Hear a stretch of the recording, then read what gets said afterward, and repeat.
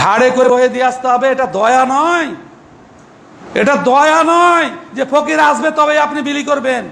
কিছু কিছু সর্দার মোড়ল মাতব্বর হয়েছে, আর 15 দিনের জন্য আপনার মানে বুক হয়ে যাচ্ছে ওই 1 কেজি 2 কেজি 2 টাকা 5 টাকা, এতগুলো লোক এসে সালাম করছে, আর বুকটাকে খালি চড়াচ্ছে, সর্দার সাহেব আমাকে কিছু দেবেন। আরে এসব কি ফেতরা আমাকে ই করে শুরু করেছো? আল্লাহ রাসূল সাল্লাল্লাহু আলাইহি ওয়াসাল্লামের যুগে এসব সিস্টেম ছিল?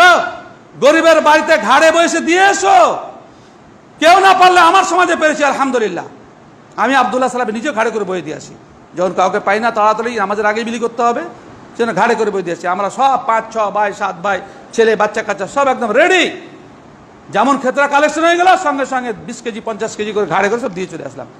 ওই লোকগুলা যাদের বাড়িতে কিছু আসে ও চাইতে আসতে পারে, অমুক অমুক লোক আসিও, ও তো লজ্জায় মরে যাবে যে লোকের সামনে আমাকে অপমান করা হচ্ছে, আর বাড়ি থেকে বই দিয়ে এসো না। বলে লোক পাচ্ছে না। লোক পাবে না কেন? প্রত্যেকটা মানুষ ধারণা করছে যে আমার মধ্যে সবাই বড় লোক। কত কষ্টে জীবনযাপন করছে। এই গরমে একটা ফ্যানের ব্যবস্থা নাই, যদি বাড়িতে 5টা লোক আছে দ্বিতীয় ফ্যানটা কিনতে পারছে না, এমন বহু লোক আছে। ভাবনা হয় আমরা তো পায়খানাতেও ফ্যান লাগাচ্ছি, খাবার জায়গাতে পায়খানা লাগাচ্ছি, আরাম করার জায়গায় পায়খানা ফ্যান লাগাচ্ছি, সব জায়গাতে ফ্যান, যেন কোনো জায়গাতে একটু গরম না লাগে। কিন্তু কত মানুষের একটাই বাড়িতে ফ্যান, 10টা লোক, কত কষ্ট আছে। এ সমস্ত লোকগুলোকে সাহায্য করেন, কিন্তু না, সে সিস্টেম নাই। এ বিষয়ে প্রচুর বই পুস্তক বেরিয়েছে। এটা আব্দুল্লাহ সালাফের নিজস্ব মত নয়, আব্দুল্লাহ সালাফের অস্তিত্ব বিবেকে একটা তো ছোট আলেম, মানে হককে জানার এবং মানার চেষ্টা করি, বলার চেষ্টা করি মাত্র।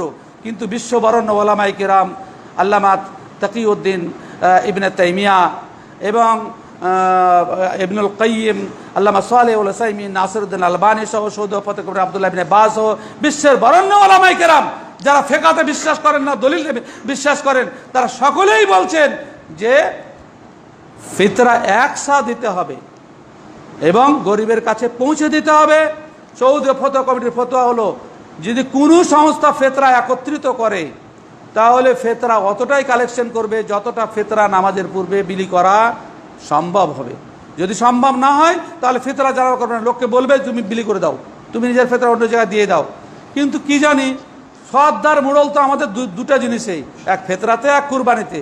সমাজের না কোনো রোগ সারতে পারে, না বিচার করতে পারে, না ওকে সমাজের লোক মানে, কেউ মানে না। ও শুধু পয়সা কটানি মাতব্বরি করতে এত বেশি ভালো লাগছে।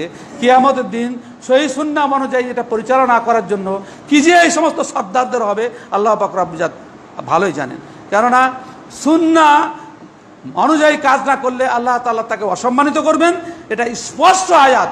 সেজন্য আমাদের প্রত্যেকের উচিত যে আমরা ফিতরা সুন্নাহ অনুযায়ী আচরণ মানে কালেকশন করবো যদি কালেকশন করতে হয়, এবং ঈদের নামাজের পূর্বেই বিতরণ করতে হবে।